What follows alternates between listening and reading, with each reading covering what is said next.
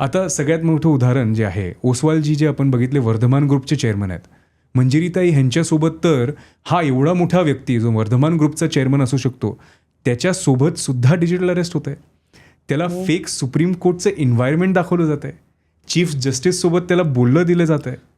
तर ह्या सगळ्या ज्यावेळेस तुम्ही मला विचारतात की कोण सगळ्यात महत्त्वाचं त्यांच्यासाठी असतं की ह्याला आपण पकडू शकतो, आज तर कोणीही होऊ शकतं. जर एवढे मोठे दिग्गज लोकांना होऊ शकतं तर आपल्याला सुद्धा होऊ शकतं. ह्याची जाणीव असणं महत्त्वाचं आहे.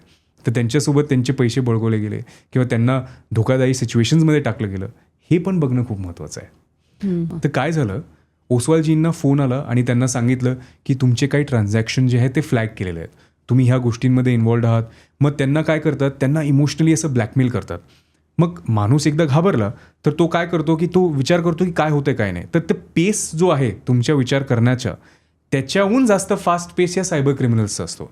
Legal files, legal proceedings, files पण अशा दांडग्या की तुम्हाला वाटेल की अरे हे कधी आलं, हे कधी झालं. आणि त्या फ्रिक्वेन्सीमध्ये ते काय करतात, मग तुम्हाला कोर्टाचं एक माध्यम दाखवतात, सुप्रीम कोर्ट चालू आहे समोर आणि जज बसलेले आहेत, तुम्ही जजसोबत बोलताय तर तुम्हाला काही कळत नाही. त्या घडलं त्यांच्या बाबतीत. त्यांच्या बाबतीत घडलं. म्हणजे महाराष्ट्रामध्ये म्हणा, असं कुठे क्रॅक केलंय का पोलिसांनी असा एखादा? खूप सारे केसेस झाले जिथे मी ते काही कॉन्फिडेन्शियल केसेस आहे त्याच्यामध्ये जाणार नाही, पण काही भाग आहेत जिथे आपण जातो, जिथे बघतो की एका रूममध्ये 20-20, 25-25 जणं कॉल सेंटरचा जॉब म्हणून येतात. मग त्यांना कळतं की अरे इथे तर आपल्याला कट भेटतो. आपण लोकांना फोन केला, त्यांना सांगितलं शॉपिंगमध्ये तुमचा CVV द्या, OTP द्या, मग त्यांना त्याचे पैसे दिसतात, त्यांना हव्यास होतो आणि मग हळूहळू ते हे सिंडिकेटमध्ये ऑपरेट करायला सुरू करतात. तर ह्या सगळ्या गोष्टी आहेत जे आपण पकडलेल्या आहेत. म्हणजे आधी ते कॉल सेंटर मधला जॉब म्हणून सुरू करतात. They play with your emotions. तुमच्या इमोशन्ससोबत चांगल्या पद्धतीने खेळलं जातं. तर सगळ्यात महत्त्वाचं म्हणजे मंजिरीताई, कोणाला टार्गेट केलं जाऊ शकतं, कोणालाही. पॉलिटिशियन्ससुद्धा, मिनिस्टरसुद्धा, मिनिस्टरची फॅमिलीसुद्धा. इंडियामध्ये असा एक खूप केस होता ज्याच्यामध्ये कोणत्या तरी पॉलिटिशियनच्या फॅमिली मेंबरचा चेहरा वापरून न्यूड पिक्चर्स व्हायरल केले होते आणि त्यांच्या इमेजला ठेचण्याचा प्रयत्न केला होता. तर हा असा एक वापर होऊ शकतो जर आपण विचार केला तर. कोणत्या तरी सिंडिकेटने केला असू शकतो किंवा कोणीतरी ह्याच्या मागे आहे जो हा डोकं वापरतोय. काहीही होऊ शकतं, कारण जे माणसं एवढ्या पॉवरफुल पोझिशनमध्ये असतात सगळेजण प्रयत्न करतात त्यांना खाली खेचण्याचा. तर सायबर क्राईम, मॉर्फिंग, ह्या सगळ्या गोष्टी तर अशा गोष्टी आहेत जिथे इमिजिएटली तुमची चुकी नसताना सुद्धा तुमच्यावर चिखल फेकलं जाऊ शकतं, तुमच्या इज्जतीवर चिखल फेकलं जाऊ शकतं. घाबरतात. तर रिपोर्ट करणं, अंडरस्टँड करणं, सर्टिफिकेशन घेणं की हे फेक आहे, हे मॉफ्ट आहे, हे तुम्हाला वाचवू शकतं. केवढी मोठी थ्रेट आहे नाही. हो. आणि मी तुम्हाला अजून एक एक्झाम्पल देतो. विचार करा, एक ऑफिसर जो गव्हर्नमेंट ऑफिसर आहे, आता ही खरी केस आहे आणि he is retired as a very senior decorated officer. आता अशा माणसाला आपण बघून विचार करतो की बापरे, हा खूप मोठा व्यक्ती असेल, काहीतरी इन्कम टॅक्समध्ये काहीतरी मोठा व्यक्ती असेल. त्या माणसासोबत सुद्धा डिजिटल फ्रॉड होऊ शकतो. आणि जो झाला आहे, जो आमच्यासोबत केस आहे, त्यांनी काय केलं, इन्व्हेस्टमेंट फ्रॉड त्यांच्यासोबत झाला. त्यांना सांगितलं की आम्ही तुमचे पैसे इथे गुंतवूयात आणि हे तुमचे रिटर्न्स असणार. मग त्या माणसाने बिचाऱ्याने आपली काहीतरी जमापुंजी असेल, जी रिटायरमेंटचे पैसे असतील ते त्यांनी टाकायला सुरू केले. पहिले रिटर्न त्यांना आलं म्हणजे तुमचा विश्वास बसला की अरे मी पैसे टाकतोय. आणि ते काय करतात, तुम्हाला मार्केट ग्राफ्स वगैरे पाठवतात. तुमच्यासोबत एक कोणीतरी असतं जे कंटिन्युअस असिस्टन्समध्ये असतं, जसं बँकेत असतं ना की कोणीतरी एजंट आहे, रिलेशनशिप मॅनेजर आहे. तर ते रिलेशनशिप मॅनेजर असतो. हो, स्कॅम मध्ये पण. हो. आणि हे रिलेशनशिप मॅनेजर काय करतात, तुम्हाला फोन करतात आणि तुम्हाला सांगतात आजचा ग्राफ असा आहे, आपण इथे ट्रेड करूयात, आपण तिथे ट्रेड करूयात. मग तुम्ही परवानगी देतात. मग ह्या हळूहळू गोष्टीमध्ये तुमचा विश्वास जिंकला जातो, तुम्हाला पैसे वापस दिले जातात. मग तुम्ही म्हणतात की ठीक आहे, आज ही अपॉर्च्युनिटी मोठी दिसते, मग कदाचित 1 लाखाच्या ऐवजी मी 10 लाख टाकतो, कारण तुमचा विश्वास जिंकलेला आहे. आणि मग जसे तुम्ही 10 लाख टाकतात, मग तुम्ही त्यांना सांगतात की आता मला रिटर्न, मग ते दाखवतात की हो प्रॉफिट झालं आहे. मग तुम्ही म्हणता ठीक आहे मला प्रॉफिट काढू द्या. नाही, हा प्रॉफिट वाढणार आहे असं म्हणून तुम्हाला अजून थांबवलं जातं. बापरे. अजून पैसे घेतले जातात आणि मग हळूहळू करून तुमचे सगळे पैसे पळवले जातात आणि हे सगळे बाहेर जातात. म्हणजे पॉईंट ऑफ नो रिटर्न आहे.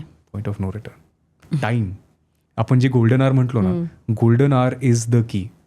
वेळेवर पोलिसला कळवा आणि कॉल करा 1930-1945. मंजिरीताई, आज मी इथे आलो आहे. मला सगळ्यात मोठा अभिमान हा वाटतो की महाराष्ट्र, फडणवीस साहेबांमुळे तर महाराष्ट्र सायबर पोलीस ही तर एक वेगळ्या दर्जावर जाऊन पोचलेली आहे, ADG साहेबांमुळे. पण माझा जो पर्सनल एक्सपिरियन्स आहे तो शरद पवार साहेबांसोबतचा आहे. एके दिवशी मी आणि शरद पवार साहेब भेटलो आणि मी त्यांना AI बद्दल सांगितलं आणि जो त्यांचा दांडगा अभ्यास होता, AI बद्दल त्यांना माझ्यापेक्षा जास्त माहीत होतं. काय कुठे काय देशात चाललं आहे, कोण काय करतं आहे, कोणती ॲप्लिकेशन कशा पद्धतीने कुठे चालली आहे, व्हॉईस क्लोनिंग काय असतं, ह्याचा दांडगा अभ्यास असलेला जर कोणता नेता असेल फडणवीस साहेबांनंतर तर तो शरद पवार साहेब. आणि ह्या वयामध्ये म्हणजे अगदी मी बारामतीत गेलो, पवारसाहेबांना भेटलो आणि अक्षरशः सकाळी 9 का 10 वाजतापासून ते संध्याकाळी 5 वाजेपर्यंत मी पवारसाहेबांसोबत फिरलो. आणि पवारसाहेबांनी मला बारामतीमध्ये ते AI ॲग्रिकल्चरमध्ये कसं यूज करतात हे दाखवलं.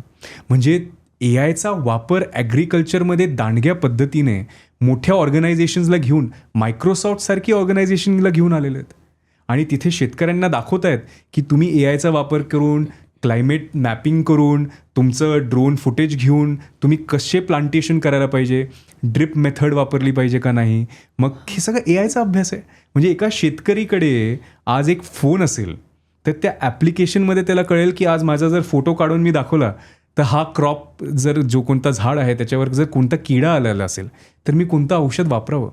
म्हणजे आज शेतकरीला बाहेर जाण्याची गरज नाही, तर AIच्या माध्यमातून आपल्यासारखे महाराष्ट्रामध्ये दिग्गज नेते असे आहेत ज्यांनी ही AIची टेक्नॉलॉजी त्यांच्याजवळ आणली आहे आणि त्याच्या पद्धतीने त्यांचा कसा वेलफेअर होऊ शकतो हे पवारसाहेबांनी बघितलं आहे आणि महाराष्ट्र गव्हर्नमेंटने बघितलं आहे.